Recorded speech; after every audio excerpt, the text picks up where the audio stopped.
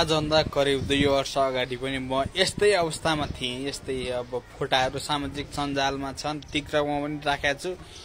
अनि अनुराधा दिदीको आमा जो राधा दिदी सँगै थियौँ हामी हैन।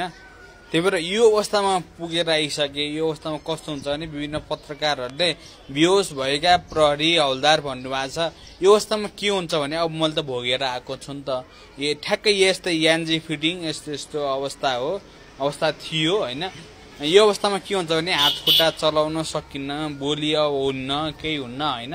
तर हाम्रो होस त हुन्छ, तर हामी केही गर्न सक्दैनौँ कि जो बिरामी भाउँछौँ नि त्यहाँ त केही गर्न सक्दैनौँ। त्यही भएर कति मैले भोगेको है, कति मान्छेले यो मान्छे त बेहोस छ भनेर मेरो अगाडि नकारात्मक कुरा हुन्थ्यो होला हैन, नकारात्मक कुरा बन्थ्यो होला। अब सामान्य कुरा म आइसियुमा हुँदा एकजना मेरो होप मर्ने कुरा, मसँग भएको बुवा एकजना बित्नु भयो भनेर नर्सहरूले एक आपसमा कुरा गर्नु मसँग भन्नुभयो हैन।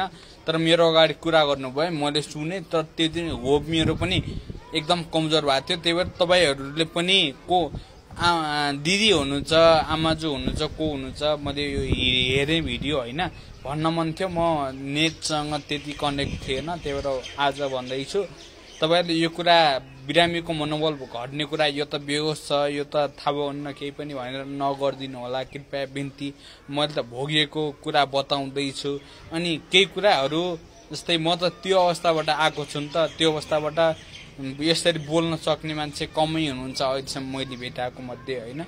त्यही भएर यो अवस्थाबाट आएको छु। त्यही भएर कति कुरा मलाई सोध्न सक्नुहुन्छ तपाईहरुले पनि। अब मैले आफूले भोगेको धेरै कुरा भोगियो हैन, त्यो कुरा बताउँछु। यो कुरा भोगेको मान्छे थाहा हुन्छ, नभोगेको मान्छे थाहा हुन्न। हस्पिटल बस्दा कति गाह्रो हुन्छ, के हुन्छ, अब त्यो कुरा त छन् हैन, त्यो कुरा छन् है त।